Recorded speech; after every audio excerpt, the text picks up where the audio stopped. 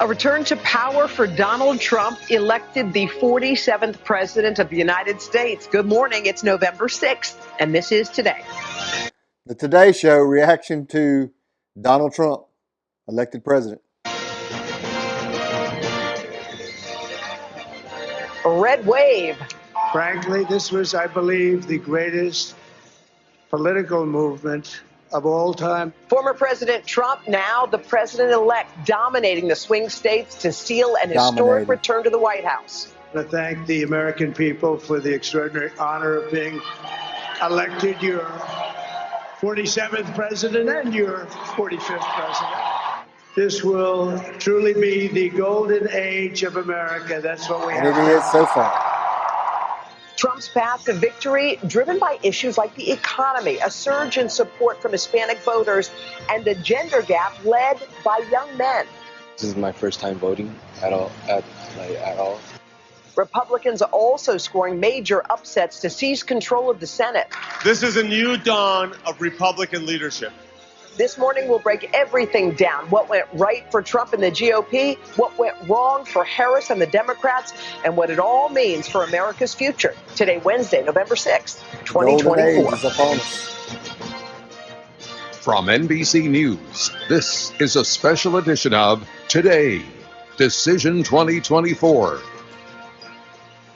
Good Wednesday morning, guys. 7 a.m. on the West Coast, 10 a.m. here in the East. We're so happy you're with us. We actually are rolling on with a special edition of Today because it's the morning after the election. Into the news that Donald Trump will make an historic return to the White House. The former president, now the president-elect once again. NBC News projecting he has eclipsed the 270 Electoral College votes. And take a look at this path to victory. It's a bit surprising to a lot of folks. All Trump 7 swing busting states through that blue wall, winning both Pennsylvania and Wisconsin, Michigan at this hour.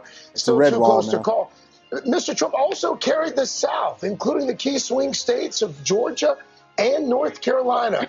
The president-elect claiming victory during a speech at his watch party in Florida overnight, saying voters have given him a, quote, powerful mandate for his agenda over the next 4 years. Also this morning, we are closely watching that battle for Congress. We can tell you that Republicans will control the Senate after flipping several seats. No surprise there.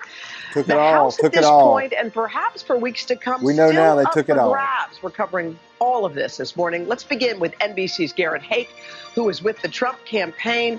Hey, Garrett, good morning.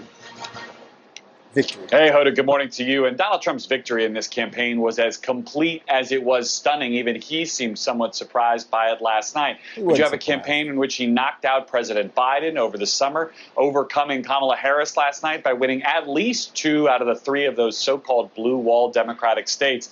And now we'll have the first president in more than 100 years serving non-consecutive terms. Mr. Trump returning to Washington with what he calls a powerful and unprecedented mandate. He got it all. Look what happened. Is this amazing? Overnight, a stunning victory for Donald Trump. Awesome. With NBC News projecting the 45th president is now set to serve again as the nation's 47th. This will truly be the golden age of America. The former president flipping back critical battlegrounds he lost in 2020, celebrating his victory with supporters in the early morning hours. This will forever be remembered as the day the American people regained control of their country. Trump trading in his often fiery rhetoric, instead calling for unity. It's time to put the divisions of the past 4 years behind us. It's Democrats time to never unite. quit, though. And we're going to try. Though notably not mentioning President Biden or Vice President Harris or their supporters in his remarks.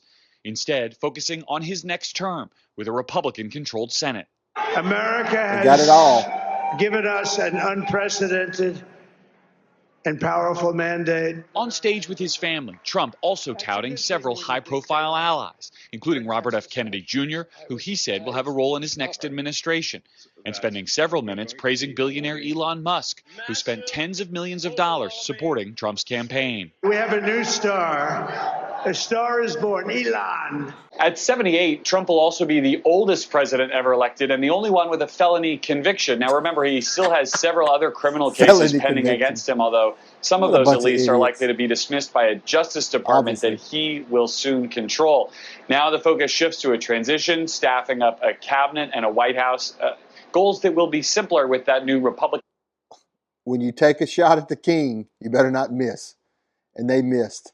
Senate that will join him in D.C. next year. Craig, Hoda. All right, Garrett Haake for us there in West Palm. Garrett, thank you. Meanwhile, the co-chair of the Harris campaign talked to her supporters overnight, saying that the vice president will address the nation at some point today. NBC's Monica Alba joins us now from the White House. Monica, first of all, any guidance on when we might hear from Vice President Harris? Well, we do expect Vice President Harris to address the nation and her supporters from Howard University later today, Craig. But before that, she is also expected to call President-elect Trump to concede this race. What do you say we fire up the big board once again and crunch the latest numbers with NBC's national political correspondent, Steve Kornacki? So, Steve, there were a bunch of surprises overnight. One of them is the youth vote traditionally goes to the Democrats. Not so much in this one. Yeah, big movement here. Let's call up the exit polls from last night. Take a look. Okay. Voters under 30. And we got here a comparison to what happened last night and what happened 4 years ago. So last night, now, Democrats still won. We say Democratic candidate because it was Harris last night, Biden in 2020. So Harris wins the youth vote by 13 points. But 4 years ago, Joe Biden won it by 24 points. So basically got cut in half. And the other interesting part about this is overall, we had a gender gap last night, but it wasn't as big as people were expecting it to be. But it was massive among the youngest voters. Among men under 30, Harris won by 2 points. Wow. Among women under 30, Harris won by 36 points. So the gender gap is growing among the youngest group of voters. Overall, less Democratic, but look at that gap. Thought it was also interesting that in the last election, Biden won women by a larger margin than Harris won women in this election. Yeah. That's the case? And it's not just that. In the last election, too, that share that Biden had among women was a bigger margin with women than Trump had with men. Last night, it was a wash. Trump won men by 10. Harris won women by 10. Let's look back at the board and let's talk about Texas for a second, because Texas was one of those states that some Democrats were thinking maybe we can make some inroads here. What happened? The Democrats had two hopes in Texas. In their I dream night, they were going to win Texas in the presidential race. And not only did that not happen, but this for Trump, just check this out compared to what happened 4 years ago. Trump won here by less than 6 points in 2020. He more than doubled that margin in Texas. But what Democrats were really hoping for out of Texas last night was they really don't like Ted Cruz, Senator Ted Cruz. They thought they could unseat him last night. The polling had been closer in that race than in the presidential. And it was closer than the presidential. I'll take this one off just so you can see there. But Cruz does win this thing comfortably in the end. You know, one of the things in Texas, they spend a lot of money on Cruz. Results back up there. One of the things that powered Trump and Republicans, Cruz included. Look down here, you know, deep South Texas along the border. You see a lot of red in here. These are overwhelmingly Hispanic counties. I just want to show you, back in 2016 when Trump first came on the stage, this was all blue in here. He has turned the border red. You can see what happened.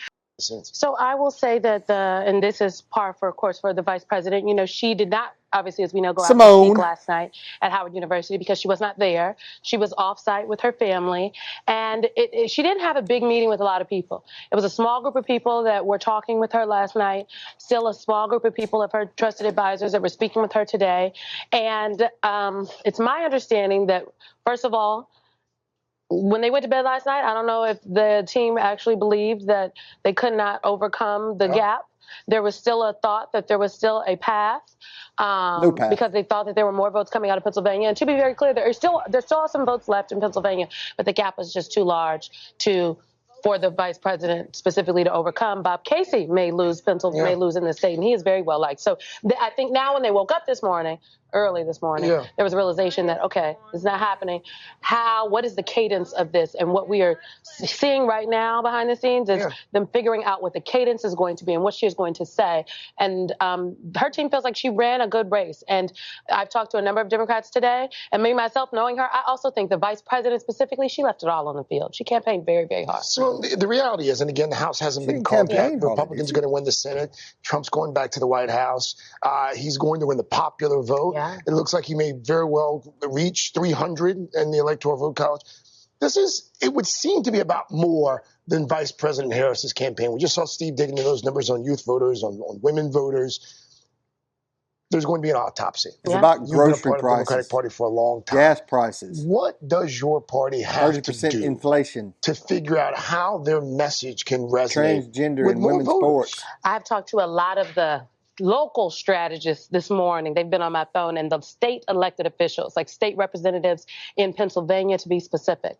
And from Pennsylvania to Wisconsin to Michigan, they've all said the same thing to me. Some version of, look, we don't want to be Monday morning quarterbacks or Wednesday morning quarterbacks at this point, to be clear, but that they felt some indications of this, particularly one strategist who is very connected within the party apparatus in Pennsylvania said to me yesterday, they were speaking to a gentleman, and the gentleman, she said she didn't know a person in Pennsylvania, Black specifically, who had not seen that ad, that Kamala Harris is for they and they, them, and not us. And that resonated. They put a lot of money behind those ads. And so the perception that people had is that across the board is that Democrats, the they, them ads worked, and they're paying, $100 for groceries, and it's a little bit less. And the question that some of these voters had, according to the strategists on the ground, said, hey, well, that's what they're focused on. They're not focused on me. So I think that the autopsy and some of the soul searching is about how can the message break through, because the idea that,